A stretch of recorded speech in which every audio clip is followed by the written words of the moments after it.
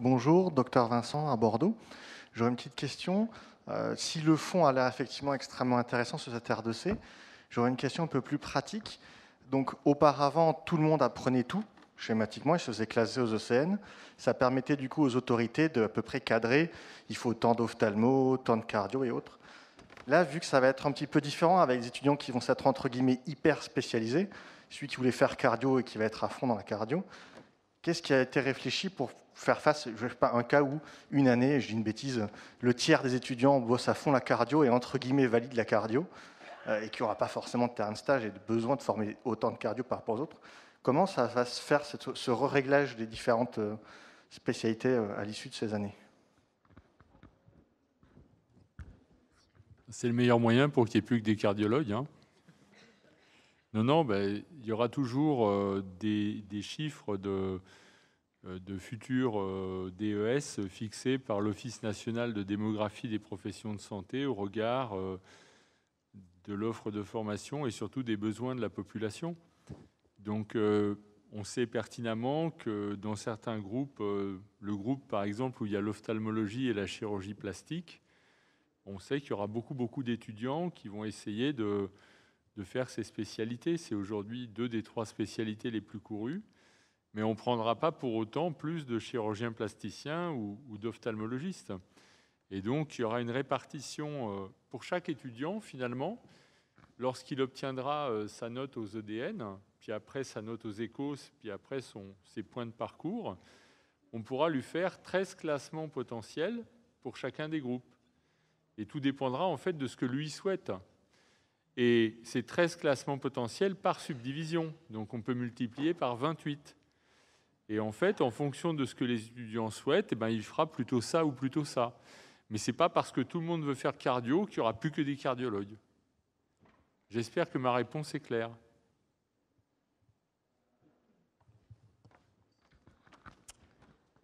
Bonsoir. Céline Bouton du département de médecine générale de Nantes. Je tenais à vous remercier pour la clarté de vos présentations. Une remarque et une question, si vous me permettez. La première remarque, c'est qu'en tant que coordinatrice de DES, on a beaucoup d'étudiants qui arrivent en 3e cycle sans s'être projetés dans un vrai projet professionnel. Ils s'étaient seulement projetés sur une spécialité. Et on sent tout de suite que dans la réforme, ils vont devoir se poser la question de quel médecin ils veulent être en amont. Et donc ça nous enlèvera peut-être un peu de ce travail-là en 3e cycle. Donc je trouve que c'est plutôt un bon point. Ma question est peut-être pas non plus complètement adressée aux orateurs de cet après-midi. On l'a entendu hier à la plénière d'introduction qu'il allait falloir des bras pour cette réforme. Et qu'on était dans cette mouvance-là, etc. Et dans le même temps, on a eu des discours plus pessimistes, en tout cas plus tranchés sur les dossiers, sur la possibilité de garder des chefs de clinique plus que 2 ans. Chefs de clinique qui sont le pilier dans nos DMG pour ces formations sur le second cycle. Et voilà, ça m'inquiète un petit peu parce que je trouve que c'est une injonction extrêmement paradoxale. À un moment donné, on a besoin de bras de nous dire qu'il faut avoir des dossiers plus acceptables. Voilà, je vous remercie.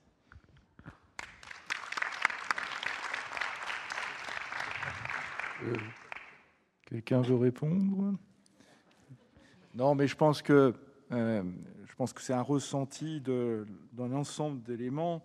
On a essayé de faire passer le message de ce temps essentiel de réussir la R2C, et vous évoquez la problématique des chefs de clinique, en tout cas tels que si je pense que vous faites allusion à ce que nous a dit le président de la sous-section de CNU, sur la possibilité en fait qu'un chef de clinique est nommé pour 2 ans et de le renouveler que s'il prétend à faire une carrière universitaire. Je pense que dans cette R2C, l'implication des acteurs des départements de médecine générale vont être à multiples niveaux, et la question se pose, on a entendu dans certains moments d'atelier aussi, que est-ce que les associés sont dédiés à faire de l'enseignement de 2e cycle? Oui, rien ne s'oppose à ce que les associés le font. Les titulaires, bien entendu, les MCU et les PU, on a dit notre problématique chez nous, c'est le peu de nommés titulaires dans notre discipline par rapport à d'autres. Et donc, c'est les impliquer. Et on sait bien que dans certains départements où il y a un seul titulaire, comment va-t-il faire pour être à la fois dévoué pour le 3e et le 2e cycle? Mais donc, ça veut dire qu'il y a les choses vont se mettre en place progressivement, avec se reposer sur les différents acteurs. Et j'entends se dire qu'on va faire appel aux CCU. Les CCU interviennent à un niveau. On a expliqué que par rapport aux Écosses et à la formation autour des stages, me paraît important. Maintenant, c'est vrai que pour écrire la docimologie et écrire et s'impliquer dans l'enseignement du 2e cycle, il va falloir peut-être faire appel à des enseignants de d'autres niveaux, des nommés, pour intervenir dans ces items. Mais ça ne va pas se faire en un jour, ça va se faire progressivement et en fonction de l'historique des départements, de l'implication des départements dans les différentes facultés. Je pense que la réforme permet une ouverture à ce que l'ensemble des facultés permettent aux départements de s'impliquer dans la R2C. Après, j'imagine que les départements vont s'impliquer dans la mesure de leurs possibilités. Et c'est vrai que ce sera plus facile pour des départements les plus étoffés, ce sera un peu plus difficile pour les autres. Mais l'objectif, c'est la possibilité de pouvoir le faire. Et ça me paraît essentiel. Merci à tous. Jean-Charles Vautier, je suis MCA à Nancy. Alors, on a entendu un peu le paradoxe entre Xavier Gaucourt qui parlait effectivement d'un taux d'enseignement très faible et puis finalement les Écosses qui sont très séduisants à la projection, mais extrêmement consommateurs de temps humain pour l'appropriation, la rédaction, pour passer les examens. J'essaie de me projeter dans les Écosses. Et j'ai un vertige énorme, je ne vois pas du tout comment dans mon département on peut envisager ça, sinon mettre quelqu'un à plein temps dessus. On est déjà tous à 150% de notre travail, il y a tant à faire qu'on ne fait déjà pas. Comment on pourrait... Moi, j'ai absolument aucune capacité de me projeter dans une généralisation des Écosses, malgré le côté hyper séduisant de l'outil, mais pas avec des effectifs aussi contraints. Alors, j'imagine que la question m'est destinée. Alors, je n'ai pas trop la main sur vos effectifs. J'aimerais que vous soyez plus, effectivement. Mais je pense que c'est notre situation à tous. C'est-à-dire qu'on ne peut pas être partout. Là, mes collègues qui sont dans la salle, ils m'entendent 10 fois par semaine leur dire bon, je suis tout seul, il me faut un groupe, aidez-moi, il faut qu'on aille dans le 2e cycle. L'essentiel, je pense que de toute façon, il faut se lancer. Alors, je ne sais pas si dans votre faculté, il y a déjà des évaluations, des certificats de compétences cliniques qui ont commencé. Et est-ce qu'on vous a sollicité pour y participer? C'est beaucoup les CCE qui font pour l'instant, mais ils ne pourront pas tout faire non plus. Et ce qu'ils ne font pas parce qu'ils sont ailleurs, ça se répercute sur les autres. Mais il y a quand même vraiment un problème à mon avis, d'effectif global pour... Effectivement, c'est la répartition des tâches et un effectif. Il me semble que c'est un constat, et je ne sais pas comment ça se passe dans le reste de la France, mais dans les autres villes, mais c'est qu'effectivement, tout le monde n'est pas au même niveau et que les implications de chacun sont propres à chacun, effectivement, et dans la direction de chaque département. Je suis personne pour dire ça, mais il me paraît quand même essentiel qu'il y ait au moins une personne qui soit un minimum impliquée dans le 2e cycle, dans chaque ville, pour que petit à petit, il y ait des émules et que ça commence. Mais après, effectivement, on est déjà à 200% et on fait comme on peut, comme on fait très souvent aussi. On fait comme on peut avec ce qu'on a. Parce qu'effectivement, les échos, ça demande aussi... une organisation, une infrastructure et du matériel. Là, on a du matériel de simulation haute fidélité, c'est pas partout le cas. Et donc, l'essentiel, c'est, comme toujours, de commencer à s'y intéresser, de mettre un pied dedans, et puis petit à petit d'entraîner du monde. Pourquoi pas passer par, je sais pas, y investir les internes qui ont envie d'y bosser dessus pour motiver et envisager des carrières futures, j'en sais rien. Mais ça me paraît quand même essentiel qu'on commence à à se lancer. Nous, on y est depuis longtemps parce qu'on est impliqué dans le labo de simulation depuis longtemps. Donc, Si tu permets, Antonio, je pense que la volonté de tous les gens qui sont ici n'est pas de dire demain, dans tous les départements, vous allez vous impliquer dans tous les éléments de la formation, de la docimologie, des écosses. Il faut se partir de l'historique de votre département, de votre implication que vous aviez dans le rapport avec les autres disciplines, avec le conseil de pédagogie, le conseil de gestion, votre doyen, vos implications avec vos collègues d'autres spécialités. Et en fonction de, à la fois, vos possibilités, vos ressources, vos affinités, votre antériorité, de ce qu'aussi ça se négocie au conseil de pédago, au conseil de gestion et autres, ce que vous pouvez faire par rapport dans votre faculté, dans l'implication de la R2C.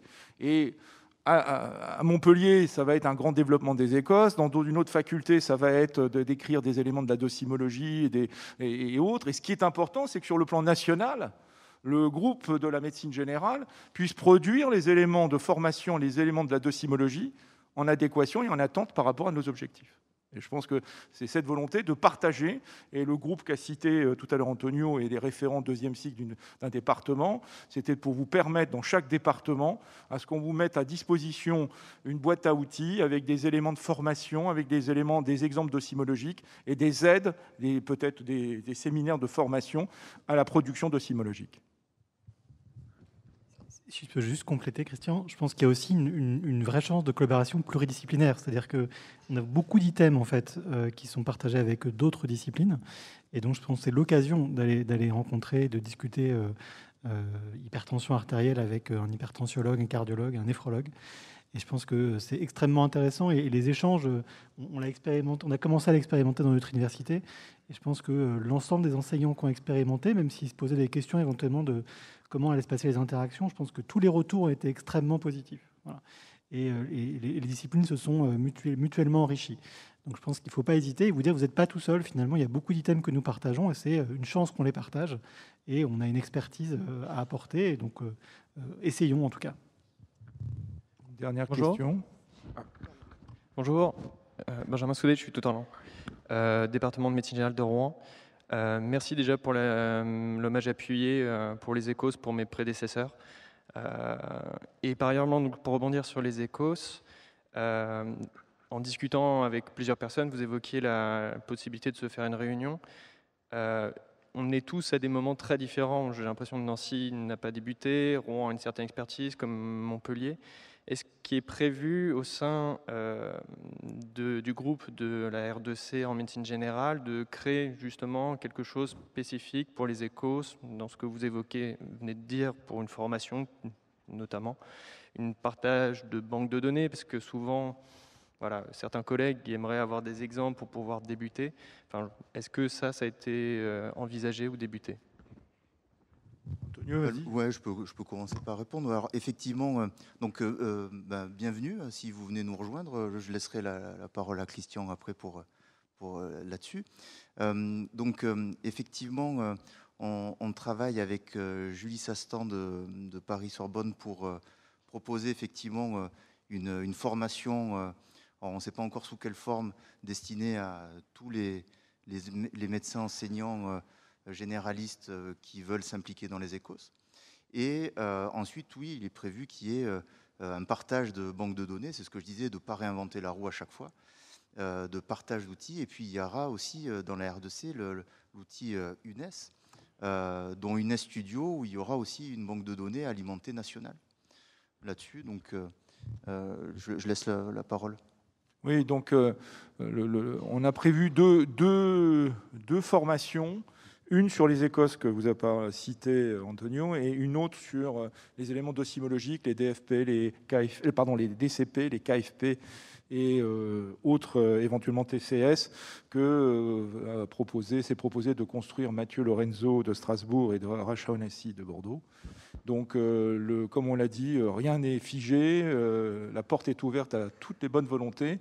Donc, il y a un séminaire qui va... Donc, il y a actuellement, comme l'a dit Antonio, le groupe est en train de bénéficier de l'expertise des plus avancés d'entre nous pour se mettre à niveau et ensuite de proposer des séminaires de formation et une boîte à outils de formation et d'accompagnement pour tous les départements pour se mettre à la docimologie, deuxième cycle. Voilà. Merci. Bonjour. Marie Servant, je suis interne en médecine générale à Paris 11. Donc, ma question portait principalement sur les écos. Je voulais savoir si vous avez pensé à évaluer ou à prévenir carrément les risques de discrimination raciale ou de genre ou de religion qui pourraient arriver pendant ces évaluations qui se font en présentiel. Peut-être pour les étudiants, la réponse de la NEMF par rapport à ça, non? Est-ce que vous avez un ressenti ou sur la crainte que l'évaluation sur les écosses puisse amener des éléments de discrimination? Aujourd'hui, effectivement, c'est une crainte qu'on retrouve énormément, qui est très très souvent remontée par les étudiants. Aujourd'hui, les assurances que nous avons dans ces écosses, ce sont notamment la grille qui est extrêmement précise et qui permet finalement d'avoir une évaluation la plus objective possible sur cet aspect-là. Et ensuite, le fait d'avoir au moins un évaluateur sur 2 qui soit issu d'une autre fac permet de limiter le conflit d'intérêts s'il y a entre étudiants et évaluateurs finalement. Peut-être que vous souhaitez compléter avec un point de vue enseignant. Je pense qu'on répond aux critères les plus objectifs possibles. Croiser les regards d'évaluateurs, 2 évaluateurs au minimum, et deuxièmement, avec une grille extrêmement critériée qui permet d'éviter les biais d'appréciation et d'évaluation. Je ne sais pas, Luc, si tu as une précision à apporter. Ce qu'on peut dire là-dessus, c'est que la plupart des discussions n'ont pas eu sur le plan de la couleur de la peau ou de l'orientation, entre guillemets, de l'étudiant, mais plutôt sur le fait qu'il pourrait y avoir un certain favoritisme de certains étudiants par rapport à d'autres au sein d'une faculté. Et donc, il faut savoir que les emplois du temps des enseignants sont assez contraints et que la conférence des doyens était assez réticente à ce que les enseignants se déplacent systématiquement de ville, voire de région, pour aller assurer les examens dans une autre fac. Et c'est le Conseil d'État qui a tranché et qui a choisi une option qui était celle où la moitié des enseignants vont devoir se déplacer. Et donc, la moitié des enseignants qui évaluent, et le président du jury sera d'une autre faculté et viendra donc évaluer les étudiants d'une autre faculté. Très clairement, dans les discussions, il y avait cette crainte, mais elle n'a pas été formulée comme vous le dites. Maintenant, je ferai quand même la même réponse, c'est que les moyens ont été donnés pour que ce soit le plus objectif possible. Voilà. Mais on a peut-être moins parlé de discrimination de ce type. Moi, j'avoue qu'elles ne me viennent pas à l'esprit, mais j'entends qu'elles puissent exister, en tout cas dans l'esprit de certains. Une dernière question. Bonjour. Ce sera la dernière. Oui, moi je suis jeune interne. Du coup, quand on parle de cette réforme, je me projette un peu dans mon passé d'externe. Et du coup, moi je trouve ça même un peu anxiogène parce que déjà, quand on regarde les nouveaux référentiels, il y a toutes les catégories A et B. Par exemple, pour la pneumologie, que je coûte assez souvent, tous les items qu'il y avait à attendre pour l'ancien ECM sont tous des A, quasiment tous. Et donc, du coup, pour l'étudiant qui ne sait pas trop ce qu'il veut faire, il va peut-être vouloir étudier tous les items. Donc, ça va se retrouver comme s'il devait refaire le CN comme avant. Et de plus, il y a toutes les choses, par exemple, faire un M1, un M2 en plus. Et par exemple, il y a certaines facultés pour lesquelles, moi je me souviens quand j'étais externe, pour faire un M1 de ma faculté, c'était assez compliqué de coordonner à la fois les cours de médecine et les cours en Master 1 parce que tout c'était à la fois en même temps. Du coup, il fallait soit rater un cours de médecine pour faire celui du M1 ou inversement. Donc c'était assez compliqué. Donc l'étudiant qui ne sait pas ce qu'il veut faire et qui veut se donner le maximum de chance, il va essayer de tout faire. Et est-ce qu'il n'y a pas un risque de burn-out ou d'anxiété par rapport à ça? Et en tant qu'interne, du coup, quand on passe dans les services, on a des étudiants avec nous. Du coup, on doit les apprendre certaines choses. Qu'est-ce qu'on leur apprend? Comment est-ce qu'on leur apprend les choses? Parce que du coup, tout change en fait finalement. Du coup, même pour les internes qui doivent encadrer certains externes, du coup, comment on s'organise un peu, c'est un peu la complexité de tout ça. Merci beaucoup. Ce qu'on peut dire, c'est que dans le système actuel, qui est encore en vigueur, un étudiant qui a fait, par exemple, un double cursus avec de la science à niveau élevé n'a aucun point bénéfique quand il va, même s'il a un Master 1, un Master 2, voire une thèse, quand il va passer l'ECN. Un étudiant qui a travaillé tous les étés ou alors même en continu pendant toutes ses études n'a pas de points, alors qu'il a beaucoup plus de mérite que quelqu'un qui n'a pas eu à travailler pendant ses études. Et on voit bien que le système ne sera peut-être pas parfait et qu'on peut le vivre comme anxiogène, mais on voit bien aussi qu'il préfigure quand même que l'étudiant qui aura fait autre chose que de bachoter et qui aura soit eu une activité professionnelle ou associative, sportive ou autre, pourra valoriser son parcours et aura des points. Alors bien sûr, on peut imaginer que ce soit stressant d'avoir à faire un Master 2, mais personne n'a dit qu'il fallait forcément faire un Master 2. Il y a une très grande diversité de possibilités pour avoir ces fameux 10% de points de parcours. Et je crois qu'il faut juste voir ce que, autour de nous, les étudiants font. Je n'ai pas, moi, de doute que quelqu'un qui a travaillé à côté à une activité associative va cumuler suffisamment de points, presque autant, que quelqu'un qui aura passé un Master 2. Donc je trouve que c'est au contraire un moyen de valoriser le mérite individuel de chacun dans la diversité qu'il présente. La deuxième chose, c'est que je pense qu'on peut se dire qu'en effet, s'il faut tout travailler, c'est encore plus dur. Parce que si on travaille tous les B, on a moins de temps et il y a autant d'items.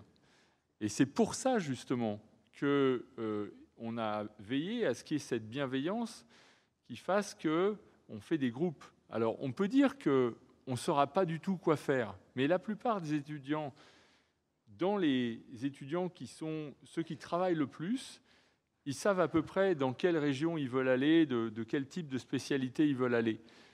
Moi, j'ai des étudiants qui me disent, en effet, on verra ce que je peux faire. Et là, c'est vrai que c'est un peu stressant parce que du coup, on ne sait même pas ce qu'on pourra faire, on fait ce qu'on peut. Voilà. Et là, je crois que cette réforme, elle donne quand même la possibilité d'y réfléchir avant et elle valorise des spécialités et des parcours qui n'étaient pas forcément valorisés préalablement. Et on a fait attention, en tout cas dans la constitution des groupes, à ne pas mettre, par exemple, plusieurs spécialités en difficulté ensemble. C'est-à-dire qu'il y a des spécialités aujourd'hui qui ne recrutent pas le nombre des internes souhaités dans ces spécialités. Eh bien, on a fait très attention à les mettre avec d'autres spécialités qui n'avaient pas cette problématique. Autrement dit, il n'y aura pas un groupe défavorisé par rapport aux autres groupes. Et donc, on a vraiment essayé de faire les choses pour que ce que vous dites, je ne sais pas du tout où je veux aller et du coup, il faut que je travaille tout, on a essayé de faire en sorte que ça, ce soit le plus rare possible. Mais on n'a peut-être pas bien fait, je ne sais pas. Écoutez, je remercie de nouveau l'ensemble des orateurs et je vous remercie toutes et tous. Bonne continuation.